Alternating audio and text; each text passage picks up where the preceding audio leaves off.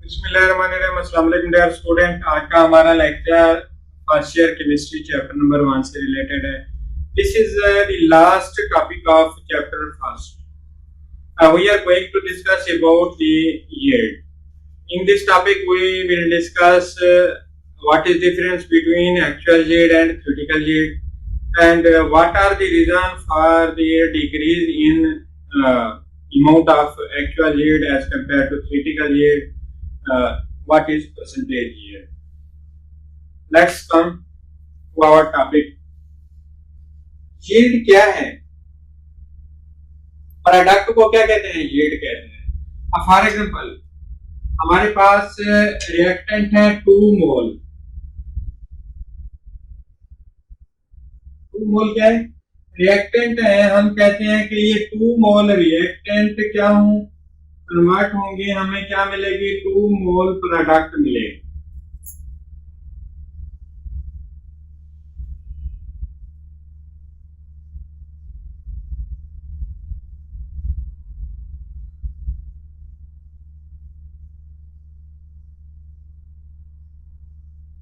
हमारे पास 2 मोल रिएक्टेंट है।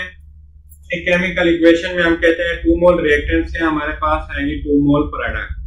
इसको कहते हैं क्रिटिकल यील्ड। केमिकल इक्वेशन के थ्रू हम जो एज्यूम करते हैं कि हम इतना रिएक्टेंट ले रहे हैं, ये रिएक्टेंट जब प्रोडक्ट में कन्वर्ट होंगे तो हमें इतना प्रोडक्ट मिलेगी, इसको कहते हैं critical yield. Without chemical reaction करवाए हम क्या कहते हैं कि हमें 2 मोल रिएक्टेंट ले रहे हैं, 2 मोल रिएक्टेंट से हमें 2 मोल प्रोडक्ट मिलेगी। ये बैलेंस केमिकल इक्वेशन कहती है। इसको कहते हैं क्रिटिकल यील्ड। ये क्या कहलाती है? क्रिटिकल यील्ड कहलाती है।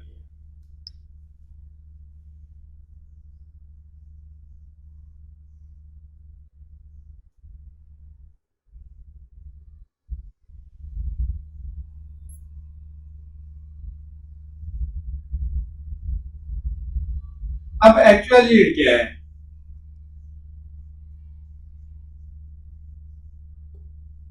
एक्चुअल यील्ड में ये है कि हमारे पास जो 2 मोल क्या थे? रिएक्टेंट थे।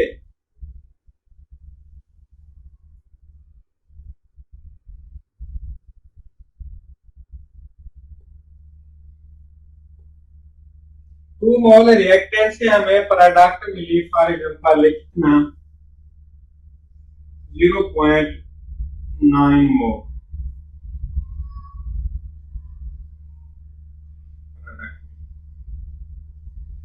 इतना कम ना करें आप, ये लिख लें कि 1.5 मोल में प्रोडक्ट। अब देखें जो बैलेंस केमिकल जो इक्वेशन थी हमारे पास, वो क्या कह रही थी कि आप 2 मोल रिएक्टेंट ले रहे हैं, आपके पास 2 मोल प्रोडक्ट आएगी। लेकिन जब हमने रिएक्शन करवाया, रिएक्शन के नतीजे में जो हमें असल प्रोडक्ट मिली वो 2 मोल रिएक्टेंट से मिली 1.5 मोल प्रोडक्ट। अब रिएक्टेंट की अमाउंट से जो प्रोडक्ट की अमाउंट है वो क्या हो गई है? कम हो गई है। क्रिटिकल यील्ड में क्या था? 2 मोल प्रोडक्ट हासिल हो रही थी। एक्चुअल में क्या हुआ? 1.5 मोल प्रोडक्ट हमें हासिल हुई। जो एक्चुअल यील्ड है वो क्या हो गई है? कम हो गई है क्रिटिकल यील्ड से। अब बात यह है कि ये एक्चुअल यील्ड कम क्यों होती है? एक्चुअल यील्ड कम होने की सम रीजंस हैं। वो क्या है? there may be a person who is working during the chemical reaction occurring. He may be not a skilled person or not a fully skilled person. His shots come decrease the amount of actual yield.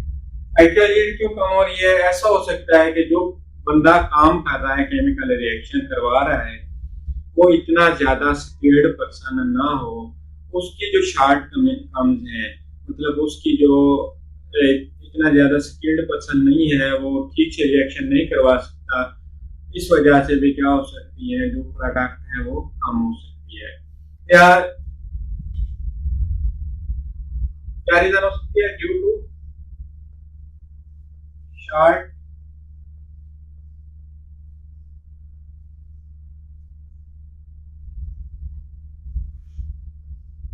Person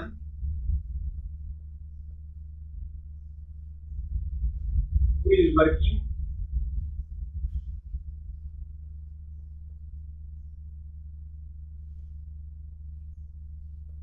ऐसा बंदा जो काम कर रहा है, chemical reaction करवा रहा है, उसके पास इतना ज्यादा स्किल्स नहीं है, जिसकी वजह से एक्चुअल यील्ड क्या हो सकती है, कम हो सकती है। एक रीजन तो ये हो सकती है। अब दूसरी रीजन क्या है? दूसरी रीजन ये हो सकती है कि हम जो प्रोडक्ट को अलग करने के लिए, जब रिएक्शन कंप्लीट हो गया, हमने क्या करना है, प्रोडक्ट को अलग करना है। प्रोडक्ट को अलग करने के लिए हमें क्या करनी पड़ती है, सेपरेशन करनी पड़ती है, डिस्टिलेशन करनी पड़ती है, या और प्रोसेस रिपीट करने पड़ते हैं। उस सेपरेशन डिस्टिलेशन के नतीजे में भी प्रोडक्ट क्या हो सकती है, तय हो सकती है। वेस्टेज ऑफ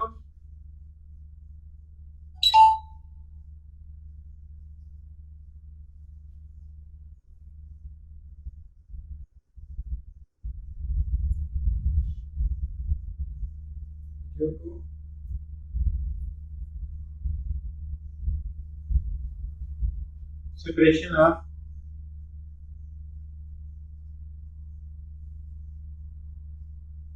सेपरेशन टेक्निक्स लिखे।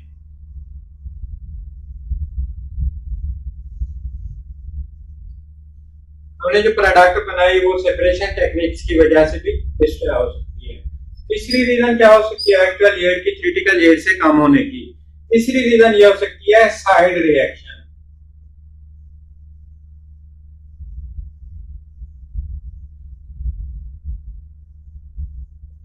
फॉर एग्जांपल हम क्या कह रहे थे, 2 मोल रिएक्टेंट से क्या बनेगा, 2 मोल प्रोडक्ट बनेगा।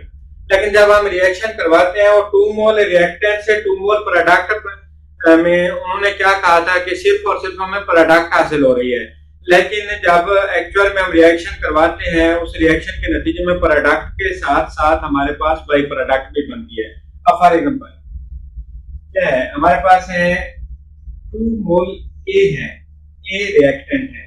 अब ये जो हमने रिएक्शन करवाया, इसके नतीजे में हमारे पास क्या आई, 1.5 मोल आई बी, ये हमारी प्रोडक्ट थी, original product, product of interest.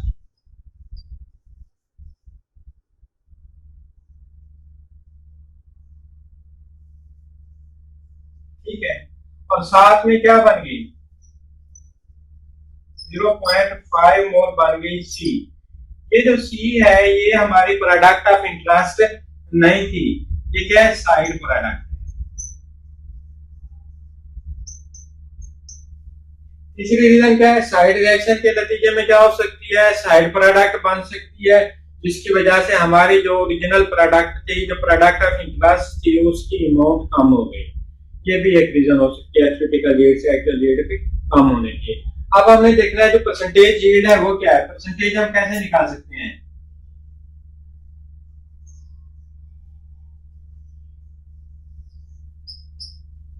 Percentage yield में आता है एक्चुअल यील्ड, एक्चुअल के लिए लिख रहा हूं, डिवाइडेड बाय क्रिटिकल के लिए टी लिख रहा हूं। इसको क्या करना है, मल्टीप्लाई करना है 100 के साथ।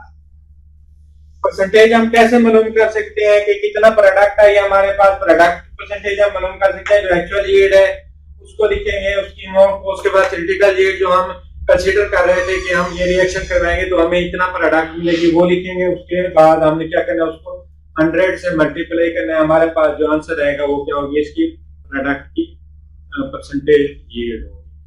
आज के लिए इतना काफी है, इसके साथ हमारा ये चैप्टर कंप्लीट हो रहा है। लास्ट सिर्फ न्यूमेरिकल रहता है इसका, वो कल इंशाल्लाह करेंगे, उसके बाद चैप्टर कंप्लीट हो जाएगा। अल्लाह हाफिज़।